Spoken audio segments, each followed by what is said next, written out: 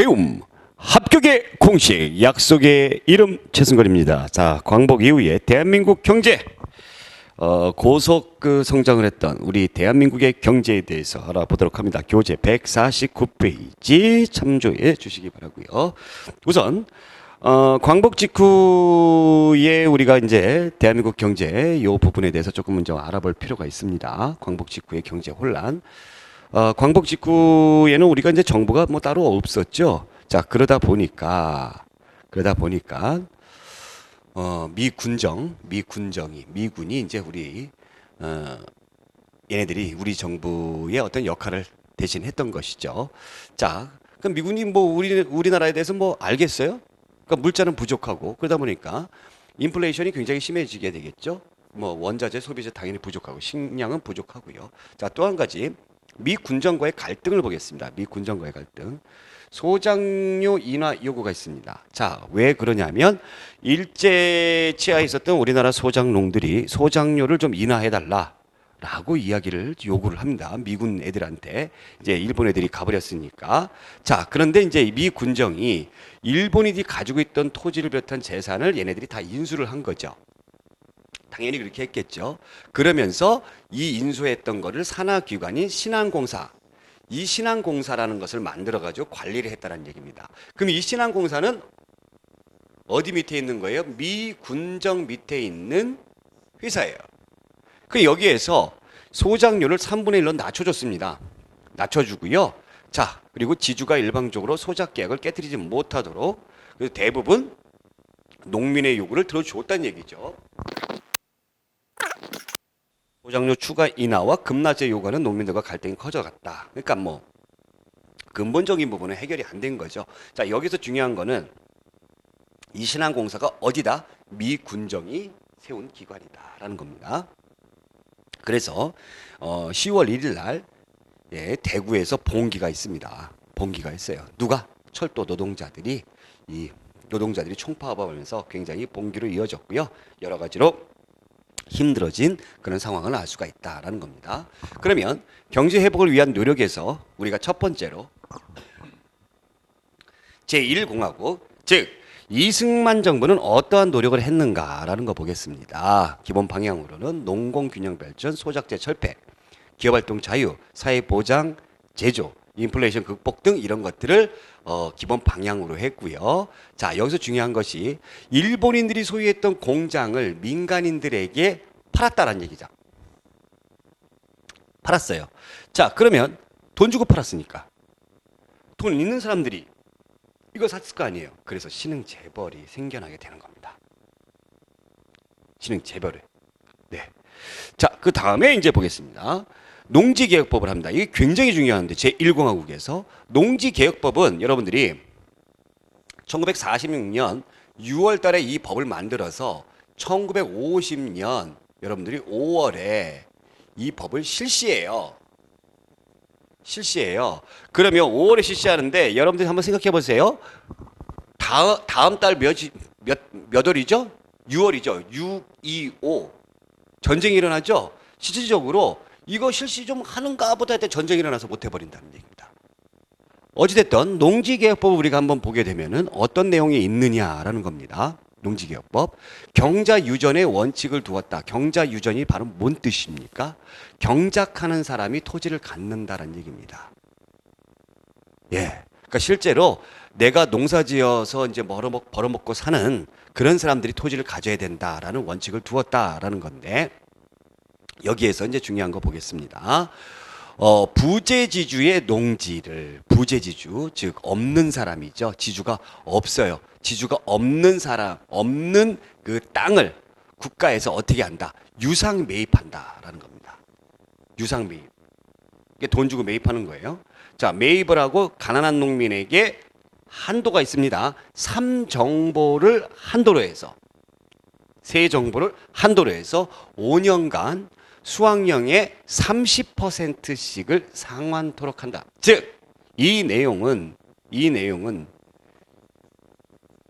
유상으로 매입을 하고 그 다음에 유상으로 어떻게 합니까? 판다라는 얘기입니다. 매수한다라는 얘기예요. 그런데 삼정보로 한도를 두었다라는 겁니다. 자, 그러다 보니까 이 소작농이었던 농민들이 자기 땅을 가질 수가 있었어요.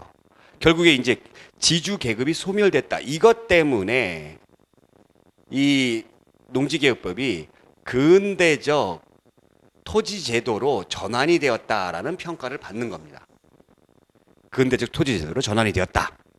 네. 그러나 여러분들 6.25 전쟁이 일어나기 직전에 농지개혁이 이루어져서 남한의 공산화에 일조를 했습니다만 실질적인 부분에 있어가지고는 그 개혁에 박차를 가하는 데는 한도가 있었다. 전쟁 때문에. 자, 그런데 여기에 이 말 한번 무슨 말일까요? 남한의 공산화에 방지를 했다. 이 농지개혁법이 재미가 있는 게 다음 화면 보시면 다음 화면, 이 화면 말고 어디를 볼까요? 네, 요거 보겠습니다. 요 화면 보시면 북한의 토지개혁법이 있어요. 북한은 1946년 좀 빠르게 했죠. 우리나라는 여기 6월에 했는데, 그죠? 6월에서 실제로 실시는 요 개정하고 실시는 몇 월에 했어요? 5월에 했죠. 46년에 이걸 했습니다. 그러니까 북한은 무상몰수, 무상분배예요. 와, 다 돈도 안 주고 나눠준대. 자, 그러다 보니까 사람들이 야, 북한으로 가버릴까? 이런 생각들을 하는 거죠. 그죠? 그래서 농지개혁법은 체제 유지를 위해서 이 당시에 굉장히 필요했던 겁니다. 절실했던 거예요. 그래서 남한의 공산화에 어느 정도 방지에 기여를 했다라는 그런 평가가 여기 나와 있는 것이다라는 겁니다. 아시겠죠? 자, 그 다음에 한 개 보겠습니다. 소작농의 부담이 여전히 가중이 되었다라는 겁니다. 여기 이제 보시면 개혁 이전에 지주 계층이 소작인들에게 자기 토지들을 강매해요. 강매해. 안 사면 그만이지 생각하지만 여러분들 내가 내 고향에서 평생 동안 이렇게 일을 해왔던 그런 곳에서 떠나서 다른 데를 가서 살 수 있을까요? 어려운 거죠. 그죠? 자, 그리고 농지 개혁 기간이 연장됐어요. 왜? 우리나라에 전쟁이 일어났기 때문에 기간을 연장합니다. 자, 근데 이 연장하는 것이 왜 문제점이냐? 시간을 꽤 질질 끌게 되죠. 질질 끌게 되면은 이 지주 소작농보다는 똑똑하잖아요. 지주들이 법의 변화, 이 법의 변화로 대비할 수 있는 시간을 벌게 되는 겁니다. 벌게 돼요. 그러면 아무것도 모르는 사람들은 결국에는 모든 부담을 끌어낼 수밖에 없더라는 얘기죠.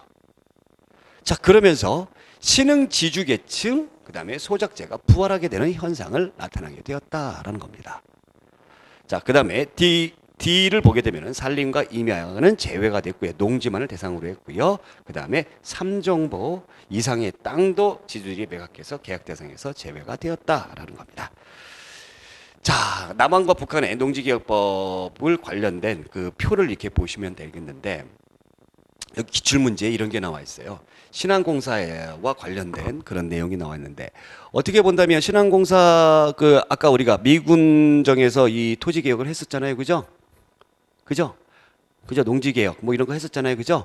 그래서 이거 맞는 내용이겠거니 생각하는데 신한공사하고 우리 정부하고는 관계가 없어요. 이거는 미 군정 내 산하 기관입니다. 그다음에 유상 매입, 유상 분배다라는 거 요거 여러분들이 알아두시기 바라고요. 자, 또 한 가지. 1946년도에 좌우압작위원회가 있었죠. 여기에서 보면 여기에서도 토지 개혁을 하게 되는데 좌우압작위원회에서 보게 되면은 무조건 몰수예요. 빼앗아요. 그 다음에 유조건 몰수.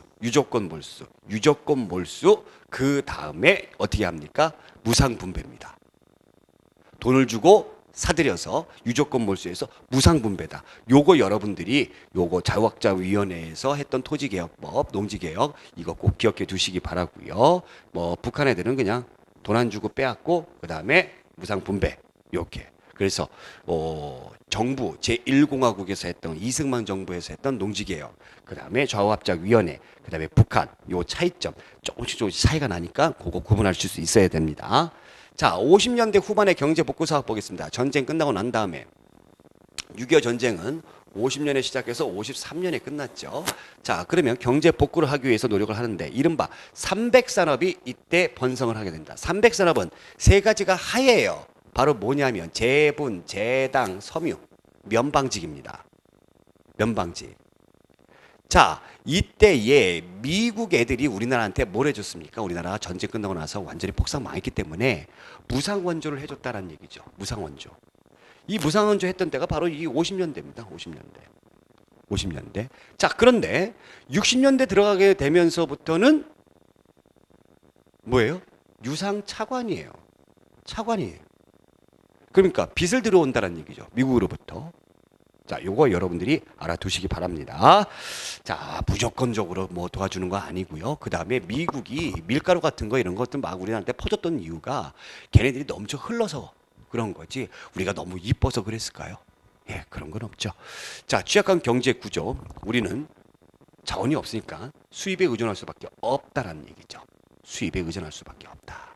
모든 것을 다 수입에 의존한다. 그 다음에 전쟁 미복구, 그 다음에 원조가 감소됩니다. 자, 원조가 줄어들게 되면서 어떻게 됩니까? 우리가 다시 어려움을 겪을 수밖에 없었다는 얘기죠.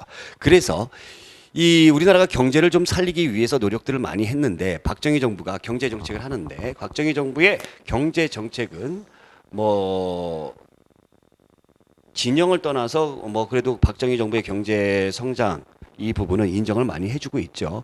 그러나 여러분들 이 경제개발 5개년 계획 여기 나와 있는 경제개발 5개년 계획 이 계획이 사실은 장면 총리 내각의 플랜이었습니다.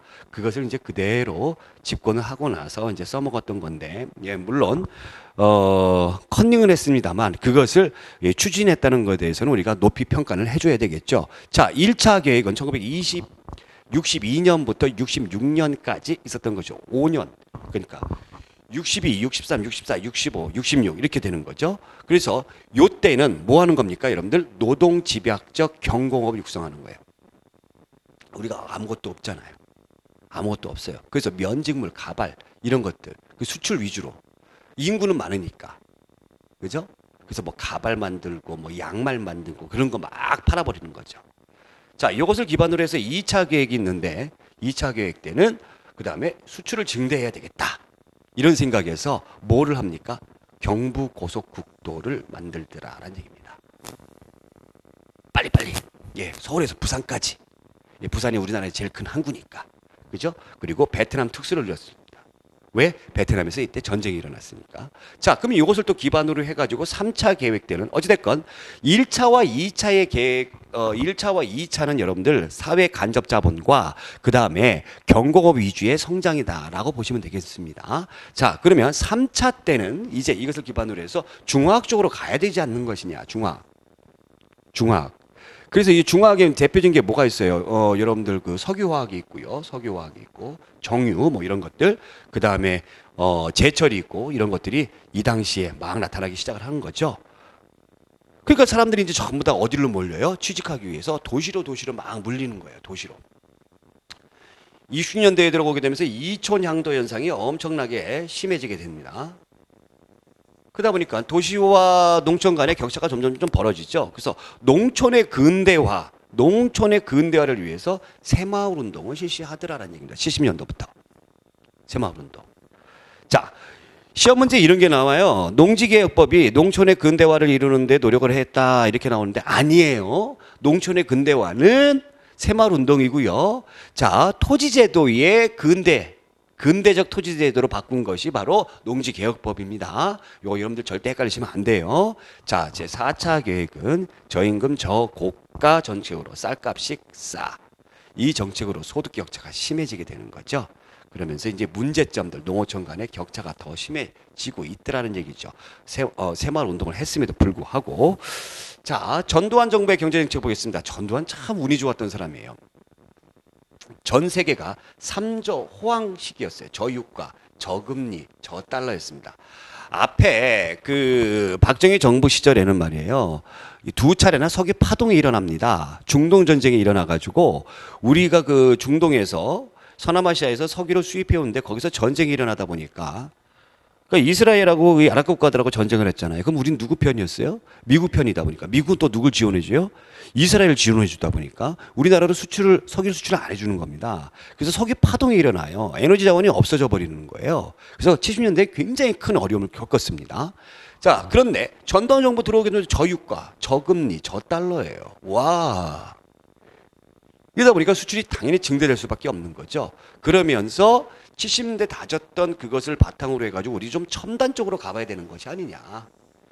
반도체, 자동차, 그러면서 뭐 삼성전자 뭐 이런 것들 나타나고, 그 다음에 이때 뭐 칼라 TV 막 보급하기 시작을 하고, 자동차 같은 경우도 이제 뭐 우리나라 최초의 뭐 포니 뭐 이런 것들, 물론 이것이 이제 1970년대 후반부터 나왔습니다만 이제 국산 자동차가 본격적으로 양산되는 시기가 바로 이제 80년대였다라는 얘기죠. 그래서 막 성장을 해요. 최고로 이제 우리가 경제가 좋았던 때가 80년대입니다. 그런데 이제 얘네들이 미국이 압력을 합니다. 야, 너네 이제 좀 살만하지? 살만하니까 너네 이제 개방 좀 해야 되겠다. 이렇게 하는 거예요. 그러면 조금 이제 우리가 좀 뭔가 산업 구조를 탄탄히 하고 좀 앞으로 나아가려고 하는데 우리 보고 개방을 하래. 개방을 해버리게 되면은 선진국의 어떤 그런 그 제품들이 값싼 가격에 들어올 수 있는 거죠. 그러면 우리나라 산업은 치명적인 거죠. 그 대표적인 것이 바로 우루과이 라운드입니다. 우루과이에서 동그란 탁자에 이제 그 경제 그 협상팀들이 다 앉아가지고 이 개방을 하기 위해서 노력을 하는 거예요. 86년도에. 이 개방 정책이 바로 뭐 하자는 겁니까? FTA 하자는 거예요. FTA. 이제 결정을 했어요. 결정을 했어. 우루과이 라운드. 그럼 뭐 하자는 거예요? 지금 시장 개방하고, 여기에서 노는 시장 개방하고, 그 다음에 이 관세를 낮추자, 이런 것들, 또는 없애자, 이런 것들이잖아요. 그러니까 우리가 이제 이때 막 농민들이 막 나가서 막 그냥 시위하고 막 분신하고 막 그랬던 때가 바로 80년대입니다. 그러다가 김영삼 정부의 경제정책, 김영삼 정부는 공기업의 민영화, 그 다음에 금융업 규제 완화, 그 다음에 경제개발 협력기구, 경제협력개발기구, 경제개발협력기구, OECD 여기에 가입돼 있죠. 가입됐습니다. 그러나 여러분들 보시면 우리가 국제통화기금 IMF 체제를 맞을 수밖에 없었다. 이게 가입이 96년도인데 그래서 우리가 선진국에 들어갔다 해가지고 막 박수치고 뭐 했어요? 샴페인 터뜨리고 막 그렇게 했는데 바로 IMF 구제국이 97년도에 이렇게 돼버렸다는 얘기죠. 그러니까 막 줄 도산해버리는 거죠. 그렇기 때문에 김대중 정부의 경제정책은 어떻게 해요? 이 IMF 체제를 빨리 벗어나야 돼요. 근데 IMF에서 뭐를 합니까? 우리나라 구조조정해라 라고 이야기를 하는 거죠. 구조조정해라. 그래서 김대중 정부는 강도 높은 구조조정을 할 수밖에 없었던 것이고, 그로 인해서 이때부터 우리가 비정규직 노동자들이 많이 생겨나게 됐던 겁니다. 같이 살자, 같이 살자. 물론 뭐 여태 이제 우리나라 사람들이 근무기 운동도 열심히 하고 이렇게 했죠. 그래서 부실기업, 금융기업, 금융기관 이런 것들 정리하고, 그러면서 이제 문제가 되다 보니까 노사정위원회라는 것이 나타나게 되는 거죠. 노동자, 그 다음에 사용자, 정부가 같이 머리 대고 앉아가지고 우리 같이 살자, 같이 살자 이런 것들을 논의하는 노사정위원회가 출범하게 됐고요. 그래서 결국에는 세계에서 유례를 찾아볼 수 없이 IMF 지원금을 조기에 상환하게 됩니다. 그러면서 IMF 감독관들 이 엉덩이를 발로 뻥 차면서 야, 가버려! 딱 해버린 거죠. 노무현 정부의 경제 정책은 여러분들 신자유주의 개방 정책을 실시를 했고요. 그 와중에 독점기업 이런 것들, 또 빈부격차 이런 것들 해소를 위해서 굉장히 많이 노력을 했습니다. 즉 노무현 정부 때는 이제 경제의 민주화를 위해서 노력을 많이 했던 그런 시기다라고 보시면 되겠습니다. 자, 이렇게 해가지고 우리나라의 경제 상황에 대해서 알아봤고요. 각 정부별로 대한민국 경제의 문제점과 과제 보겠습니다. 시장 개방 가속화되면서 자유무역 협정, 우리가 FTA 이걸 하게 되는 거죠. 이 FTA를 열심히 하고자 하는 게 바로 뭐예요? WTO였죠. 우루과이 라운드 우리가 85년도에 있었습니다만 이제 그것이 이제 거기서 회의를 해가지고 결국에는 자유무역을 하게 되는 FTA를 하게 되는 그런 기구를 만들자, 국제 기구를 만들자. 그래서 1995년도에 이 WTO를 만들어 놓고 우리나라가 바로 여기에 가입을 했습니다. 세계무역기구죠.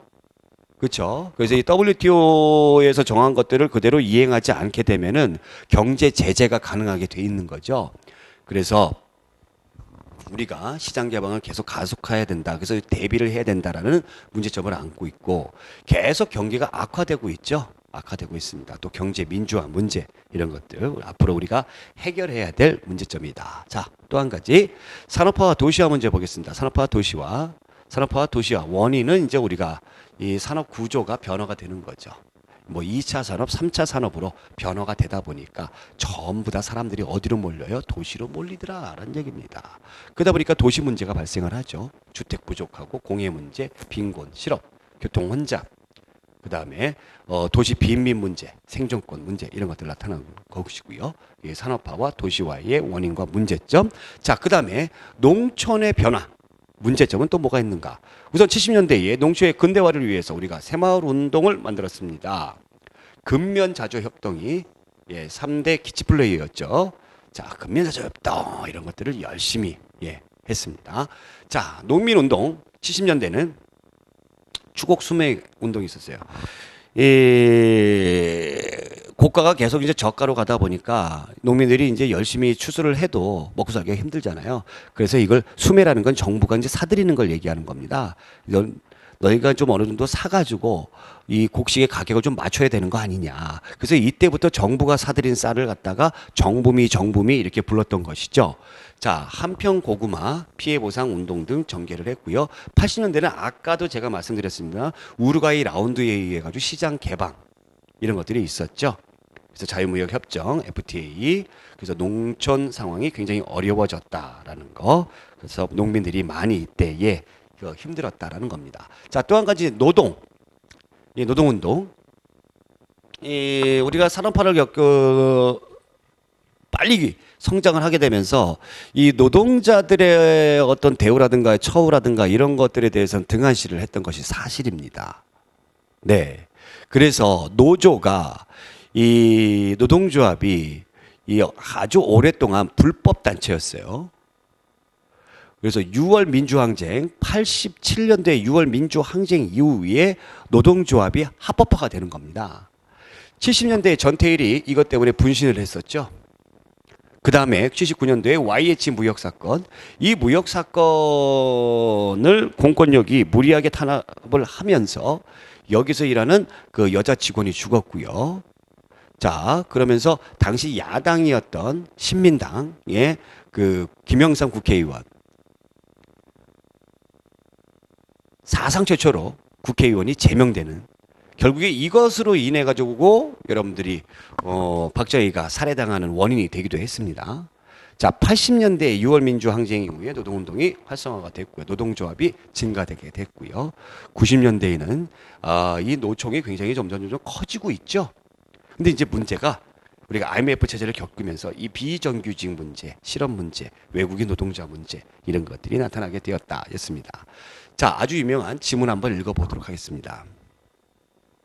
인간으로서 최소한의 요구를 한 노동자 전태일. 대통령 각하, 저희들은 근로기준법 혜택을 조금도 못 받으며 90% 이상이 평균 연령 18세의 여성입니다. 일반 공무원의 평균 근무 시간이 일주 45시간인데 비해 15세 어린 시다공은 일주 98시간의 고된 작업에 시달립니다. 저희들의 요구는 1일 15시간의 작업 시간을 1일 10시간에서 12시간으로 단축해 주십시오.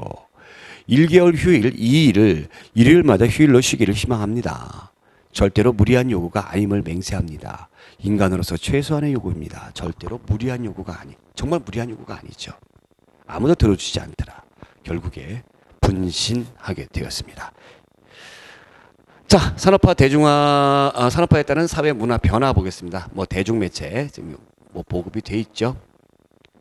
지금 현재 뭐 너무나 많은 대중매체, 뭐 인터넷이라든가 뭐 여러분들 스마트폰. 근데 1960년대 대중매체는 신문이었고요. 70년대 텔레비전이 보급됐고요. 자, 그 다음에 6월 민주항쟁 후에 언론의 자유가 확대되면서 현재는 인터넷 이런 것들 매체의 급성장. 그러면서 쌍방향 소통이 가능해졌다라는 겁니다. 대중문화의 발달도 이제는 여러분들이 그 뭐 유튜브라든가 이런 것을 이용을 해서 소비자에서 공급자로서의 역할이 증대되었다라는 그런 내용들이 뭐 다 아시는 내용일 겁니다.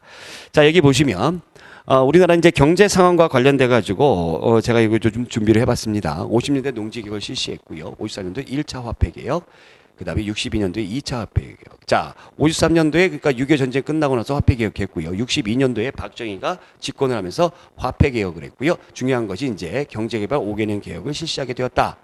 그 다음에 65년도에 한일 협정을 조인했었죠. 70년에 경부고속도로 개통이 됐고 새마을운동 시작됐다.